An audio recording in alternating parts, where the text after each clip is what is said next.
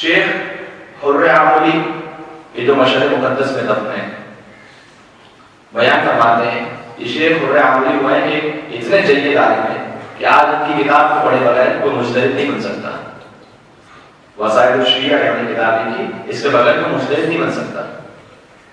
یہ بیان فرماتے ہیں کہ میرا ایک دوست تھا جو فاسق اور فاجر تھا, تو اس سے میں نے تعلق توڑ لیا تھا. جب اس کا انتقال ہوا تو بہت عرصے بعد میں نے اسے خواب میں دیکھا.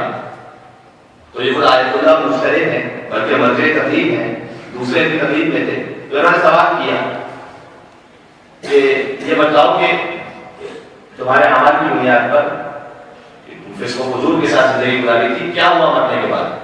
اس نے کہا کہ اب میں خیریت سے ہوں, اب میں خیریت سے ہوں, ورنہ شدید عذاب میں تھا.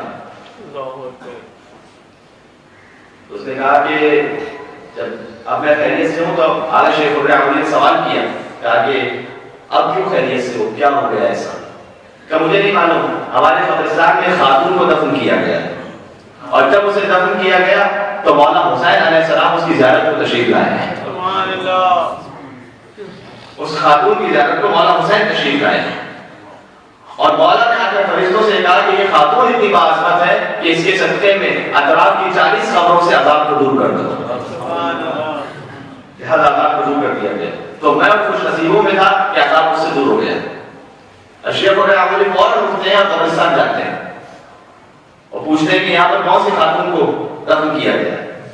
بتایا گیا کہ یزد کے ایک بزنس مین کی بیوی ہے, کپڑا بیچا کرتا تھا وہ تاجر, اس کی بیوی ہے. یہ وہاں اس کی مارکیٹ میں پہنچے تو دیکھا کہ سیاہ کپڑے لگے ہوئے ہیں جیسے کہ اس گھر میں موت ہوئی. تو وہاں جاتا ہے, اس سے سوال کرتا ہے, فوراً پوچھا کہ تمہاری بیوی کا امام حسین علیہ السلام سے کیا تعلق تھا؟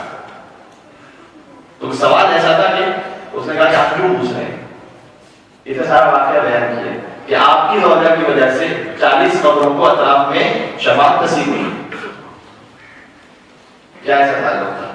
کیا روزانہ وہ مجلس کیا کرتی تھی؟ جواب دیتے روزانہ مجلس تو نہیں کر سکتے. کیا زیارت امام حسین علیہ السلام پر پہنچ جاتی تھی؟ کہا نہیں, ہمارے حالات ایسے بھی نہیں کہ ہم بار بار جا سکیں. کبھی وہ کیا کیا کرتی تھی؟ کیا روزانہ اپنے گھر میں بیٹھ کر زیارت عاشورہ امام حسین پڑھا کرتی تھی. برائے خوشنودی سید الشہداء بلند صلوات.